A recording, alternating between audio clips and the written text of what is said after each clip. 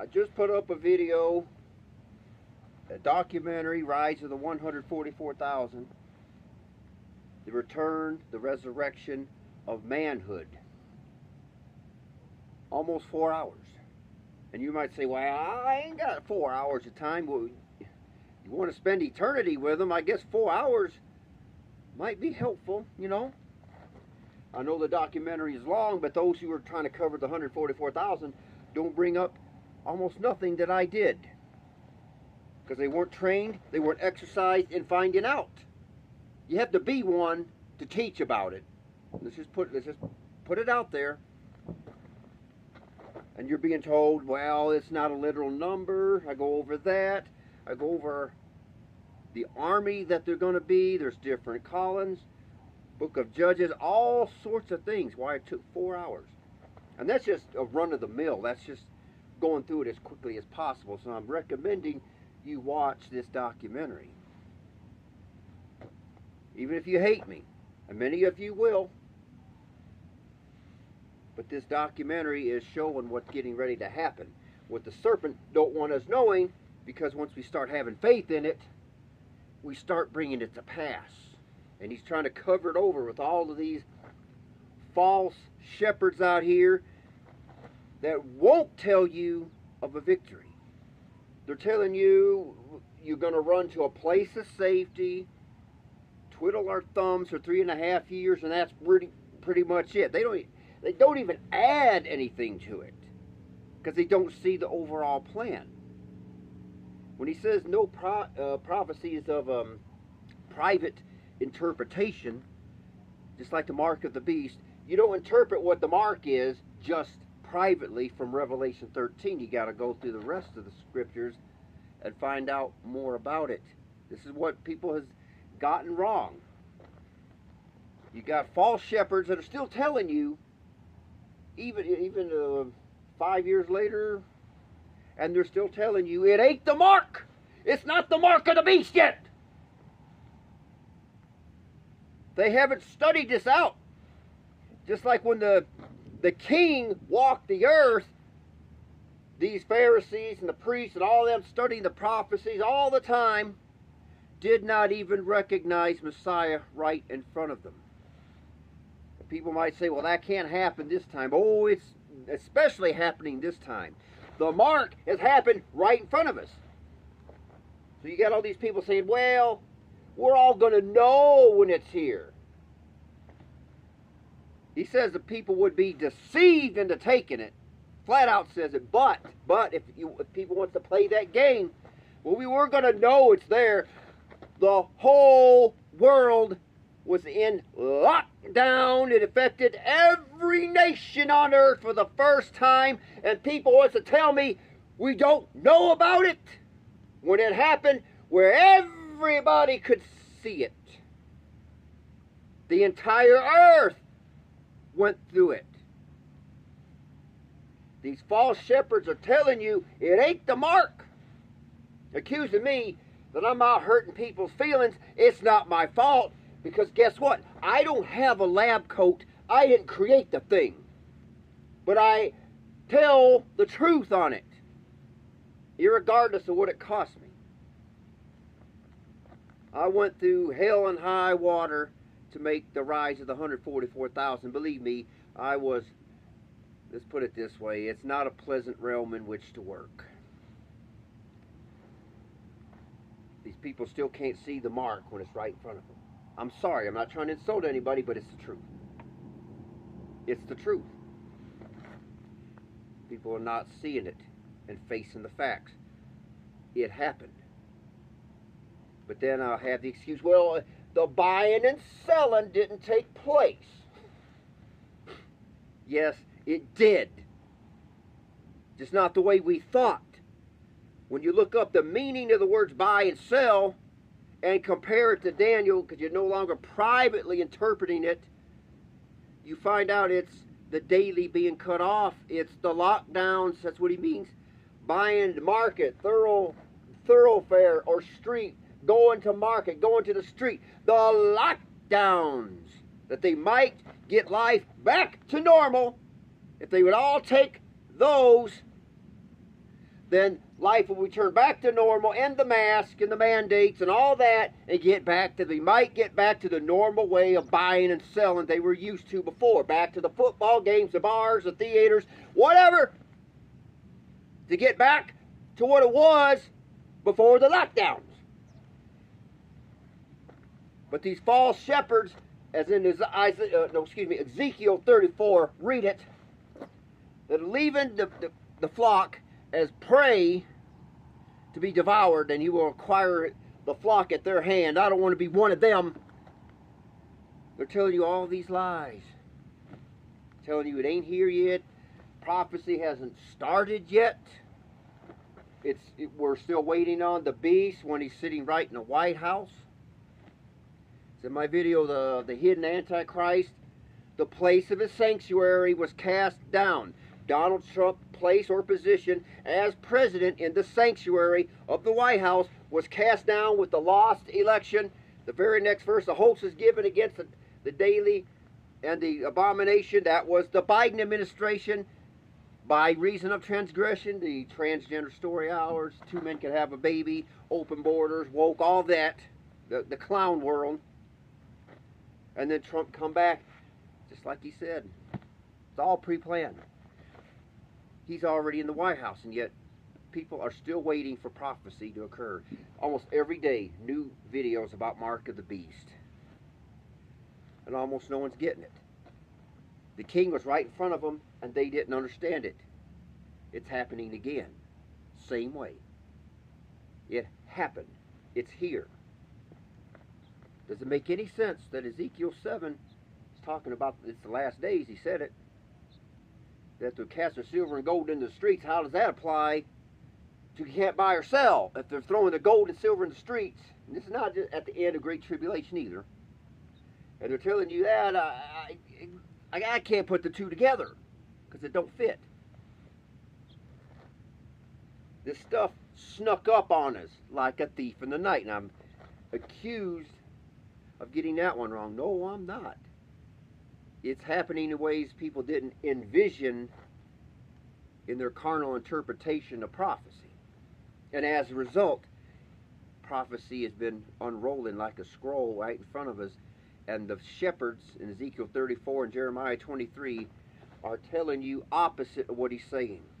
And I'm not perfect on everything, but I'm telling you, I'm right on this. It is the mark. This, the 19. He told you it was coming. Well, that's why I'm so angry at these shepherds who are still not accepting the truth, and their pride cements their doctrine into place, and they will not hear, the mark is about the UFO landings. Like, I don't care about UFOs. What has that got to do with anything? We don't interpret what the mark is by buying and selling. Well, as long as there ain't buying and selling like I think it's going to be, then it ain't the mark. No, you interpret the mark by finding out what the mark is. Forget about buying and selling and stick with the basics. It's a palisade, a needle. Changes the DNA. Get all these people online. It did change the DNA. That's conspiracy theory. When the New World Order's been bragging about it for years. Right in front of our faces. And you've got these shepherds, Ezekiel 34, that are leading the flock astray as prey. And telling you that it ain't here. Prophecy is already happening. Slower than what I thought. But it's still unraveling like a scroll. It's not like a book, you just flip the page. You unroll the scroll, it takes a little bit longer. That's why I think things are taking so long. But from everything I see in Scripture, it's going to suddenly burst forth. And if I'm right, and I have every reason to believe it, the 2300 days is from when the daily's cut off. The word sacrifice is not there. It's the lockdowns, March 11th, 2020, and he says 2300 days. That ends on June 26, 2026. Doesn't mean anything happens that day, but it has to happen. the 2,300 days has to expire before he can move, because that's what he said. And then the sanctuary should be cleansed. He's going to clear out the false teachers and start raising his own up. As I'm showing in my documentary, Rise of the 144,000, Isaiah 126, I will restore the judges as at the first. The only first mention of judges is the book of Judges. Yes, it's 4 hours, but if you want to know, go and study it. I did the work. It took about 5 weeks to do, and it's hard. Could have been sooner had it not been for all the war. But then he says in Ezekiel 34, I will require my flock at your hand. If you're out telling them it ain't the mark, and what if somebody takes it? Then you just assisted them in taking it. It's better to say, at least don't do this, than it is to say it ain't the mark. It's fine. It is the mark. It's on a genetic level. Not a tattoo and a grain of rice. The government created all of these distractions that way. When the mark did come, people was looking for a tattoo, a grain of rice, digital ID, and all this, instead of what it actually was. And it happened right in front of our face. And it's sad. But don't blame me. I don't have the lab coat. I didn't do it. I'm only reporting it. And I studied it. There's no matter how much I try to disprove it, I can't. Because Scripture is very clear. But we got to see it through the lens of His prophets. All of them together. Not just interpreting the mark from Revelation 13 only. Interpreting the 144,000 from Revelation only. It's not privately interpreted. You got to go through all the Scriptures and put it together and see what turns up. And most are not doing that. So yeah, I got a little loud today. We have got to make war against these false shepherds that are telling you that it ain't time yet. It's sneaking up as a thief. It's happening right now. The king came as a thief in the night. He did, because they didn't recognize it. When it was happening, they didn't recognize the Messiah was right in front of them. They were thinking it's going to be some guy on a big white horse, and he's going to overthrow the Romans and all that. They just like the mark of the beast. Everybody's going to know. He won't let you be deceived. Revelation 18:20 says, by the sorceries, which is where the word pharmacy comes from, were all nations deceived. Revelation 13, and they deceiveth those who receive the mark. For those who say we can't be deceived, that's not what John wrote. These are the false shepherds that are telling you a lie and twisting it backwards. And the carnal ego loves to hear it. This isn't a time of picking and choosing what we want to believe. We either get it right, or you know the other end of that. We don't have time for guessing games no more. Now, I don't know when things are going to kick loose, but they are. And it's going to come out of nowhere. From everything I see in Scripture, it just happens unexpectedly. No different than when the king rode into Jerusalem on a donkey, and shortly after he was being crucified. Came out of nowhere. Didn't it? Just like it will be today. So watch my documentary, Rise of the 144,000, because I'm going over the birthing of the 144,000, subtitled The Resurrection of Manhood. I'm not talking about being macho men. I'm talking about being real men where the system cannot suppress us anymore. Where we can be real men. The laws won't let us be men like we should be. And religions feminize and feminine laws everywhere. I go over and over what it means by, and they are not defiled with women. It's not woman bashing, it's the system bashing under Jezebel, who sits as the mother of harlots that sits on the beast ruling the earth, coming out of the fallen state of mankind and rising back into manhood as in the book of Judges, for example, and the men stands up and does something about it once and for all as we overcome and overthrow this earth. But you got these false shepherds telling you that the kingdom doesn't come till after he comes back. That's not what my Bible says. It comes before so that he can return. He's got to have a kingdom to return to. We were called to establish it. Yes, he's still doing it, but through his army. I go over much of that in my rise of the 144,000. And I realize it is a lot to go through. It is. It's enormous. But if someone wants the truth, the study is worth it. I'm not trying to impugn or bring anybody down. I'm strong about this. I'm right. I'm not perfect in everything. But the whole general theme is correct. The birthing of the man-child. And what we're going to be doing through the tribulation. That these false shepherds don't want you to know about. They don't even know anyway, most of them. And they certainly wouldn't go out preaching what I brought forth in my documentary. So I request, take a look. I know it's a long time. It's a long documentary. But is the truth worth it?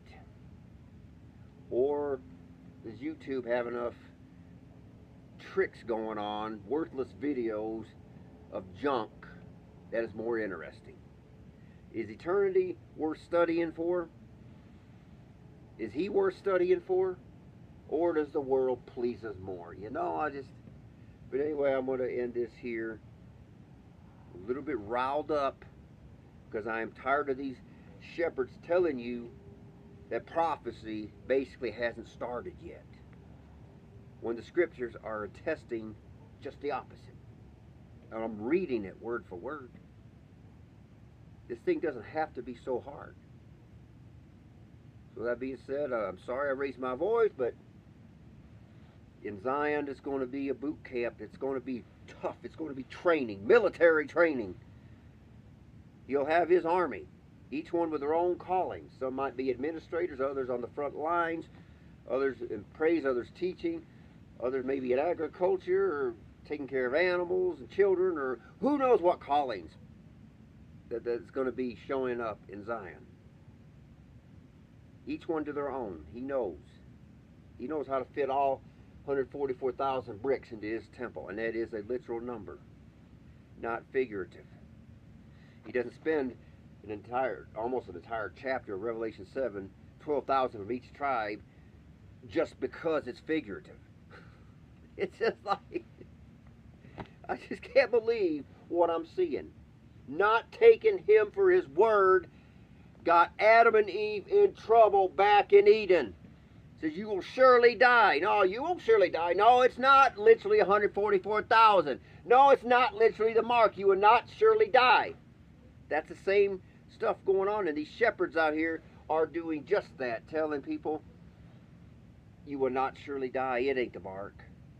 The beast is not in the White House. It's not time yet. Yes, it is. It is way past time.